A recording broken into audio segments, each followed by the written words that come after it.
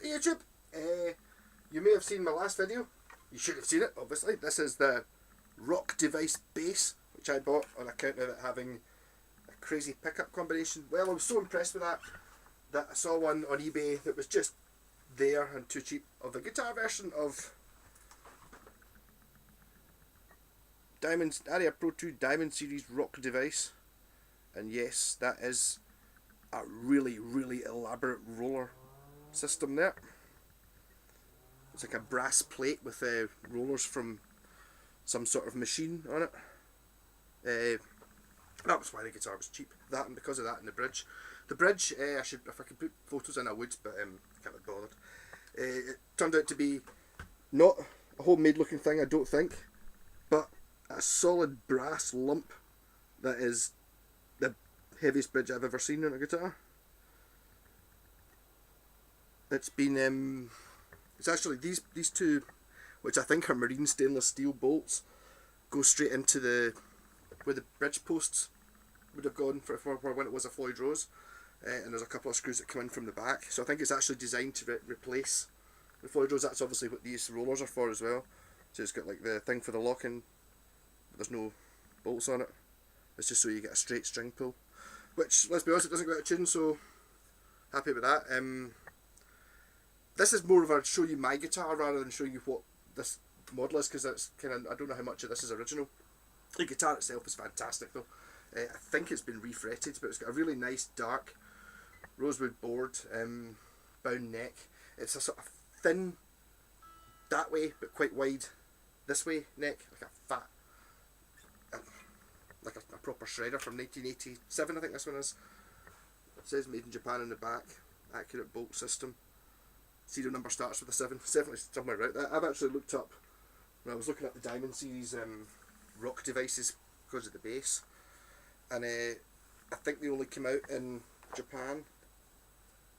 I could only find one reference to it, like looked at in there was a catalogue page, and on the catalogue page it doesn't have this model. It's got a 2 humbucker one, but it's got a blade switch, whereas this never had a blade switch.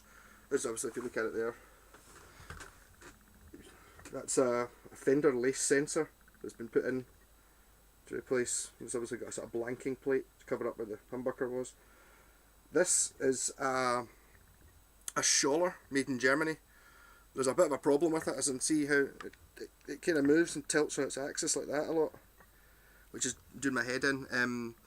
But luckily the Scholler's got the base plate that I like, which has got it's got 3 holes, so I can put 2 adjustment screws in here, which means I'll be able to angle it. I'll just do that at some point when I can bothered. Probably tonight, to be honest. And then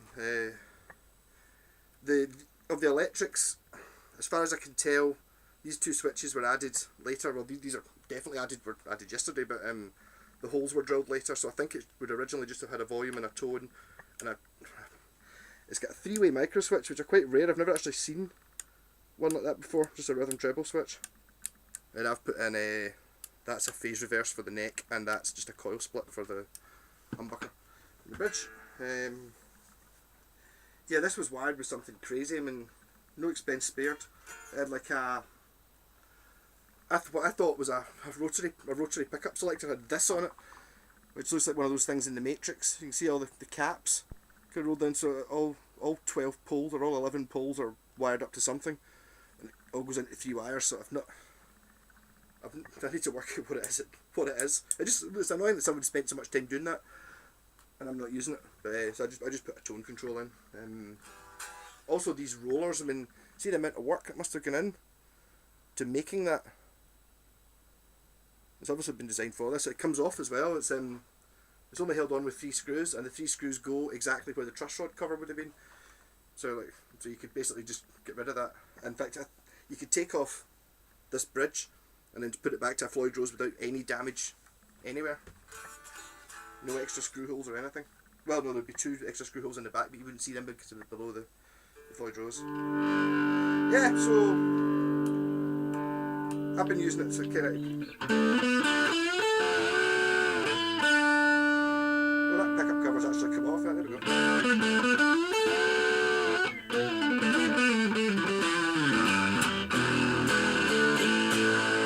So that's this one coil split.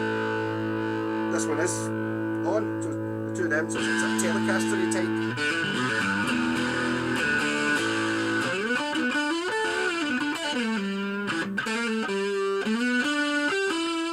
And the leaf sensor.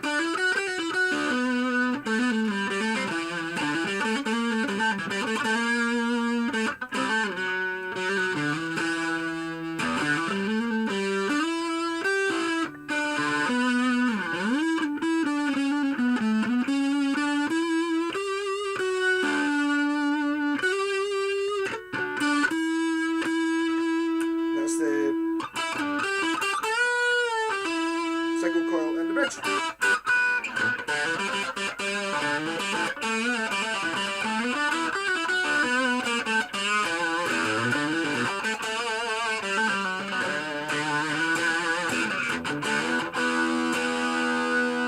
That's it, humbucker.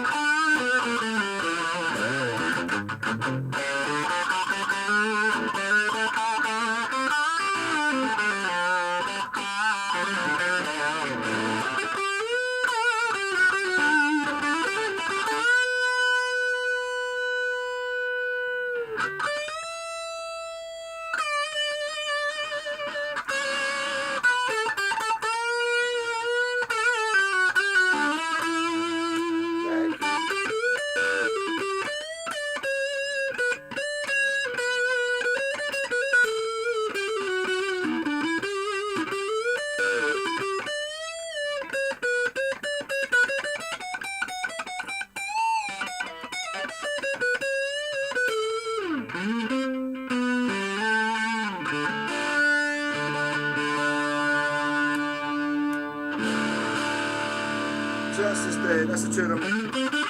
Back to Telecaster. That's it, phase.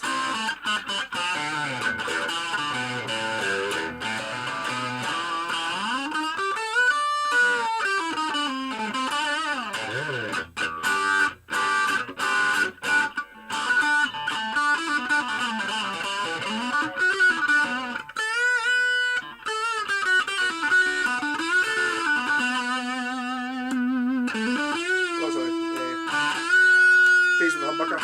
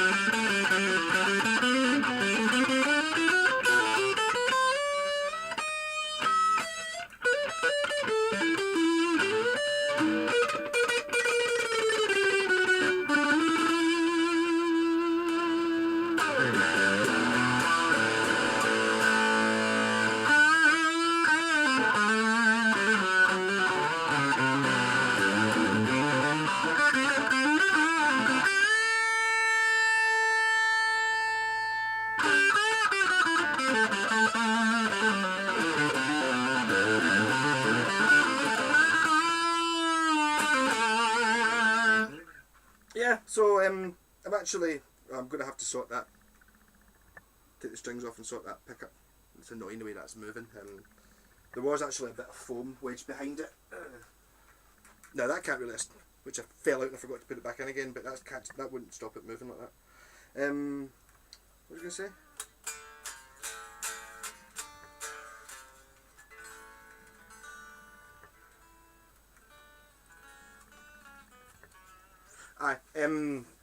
Yeah, so I think the reason I got it cheap was because the bridge was all rusty and looked terrible, and because of this contraption on the head. But I am pleased it's got it, apart from the fact I got it cheap. But I like it because it makes it more rock device. Like what makes that one a rock device is the fact it's got two sets of P-bass pickups. So that's pure rock. Whereas this, without this, and this would just be a Jackson soloist or an Ibanez RG or something like that. The kind of, I mean, it just looks like a Jackson, doesn't it? Maybe not even for an RG. It's just You know, if you imagine it having the Floyd Rose on it. Oh, yeah. But I hate to think how much you'd have to pay for like to get this level these days. Japanese rock and roll.